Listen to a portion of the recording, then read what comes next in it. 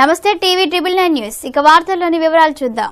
భద్రాద్రి కొత్తగూడెం జిల్లా ఇల్లందు మండలం బొజ్జాయిగూడెంలోని మినీ మెట్కా సారలమ్మ జాతర అంగరంగ వైభవంగా ప్రారంభం కానుంది.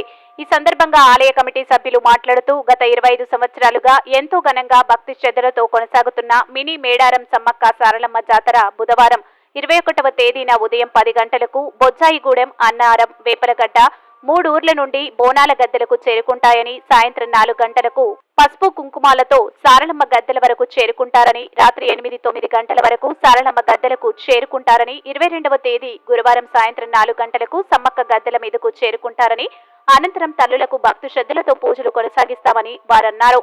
ఈ కార్యక్రమంలో కమిటీ సభ్యులు కోరాస కోటయ్య, చీమల వెంకటేశ్వర్లు, ఊకే ఈశ్వరమ్మ, దేవుడమ్మ, మోకాల ముత్తయ్య, గుగ్గిల రాంబాబు, తెల్లం సారయ్య, బీజ కోటేష్, వర్ష అంజయ్య, మువ్వల గురువమ్మ, బద్దం బాలకృష్ణ, చింతలక్ష్మి తదితరులు పాల్గొన్నారు.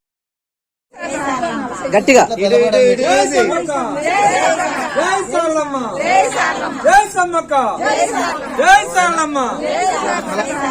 గట్టిగా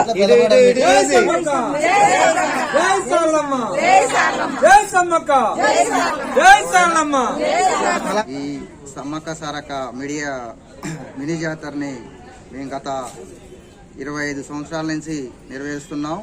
అట్లానే భక్తులు కూడా అధిక సంఖ్యలో వచ్చి పాల్గొంటున్నారు. ప్రతి సంవత్సరం కూడా వచ్చే భక్తులకు ఎలాంటి ఇబ్బంది లేకుండా నీటి సౌకర్యం కానీ, కరెంటు సౌకర్యం కానీ, వాళ్ళు ఉండటానికి వసతి కానీ అన్ని ఏర్పాట్లు చేయడం అనేది జరిగింది. ఈ జాతరను 3 గ్రామాల నుంచి ఒక కమిటీ అనేది ఎన్నిక చేసుకొని కమిటీ ద్వారా నడిపిస్తున్నాం.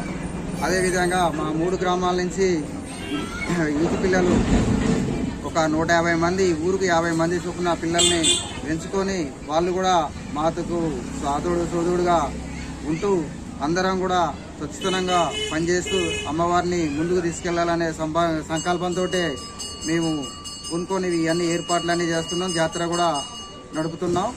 కావున అందరూ భక్తులంతా కూడా వచ్చి అమ్మవారిని ఆశీస్సులు తీసుకొని ఆదరించుకోవాల్సిందిగా కోరుతున్నాం. అట్లానే బుధవారం రోజు 10 గంటలకు బోనాలు అనేది 3 గ్రామాల నుంచి ఏపలగడ్డ, అన్నారం, బొజ్జాయిగూడెం 3 గ్రామాల నుంచి 10 గంటలకు బోనాలు బయలుదేరి వస్తుంటాయి. మళ్ళీ సాయంత్రం 4 గంటలకు అమ్మవారి పసుపు కుంకాలు గద్దెల మీదకి వస్తాయి.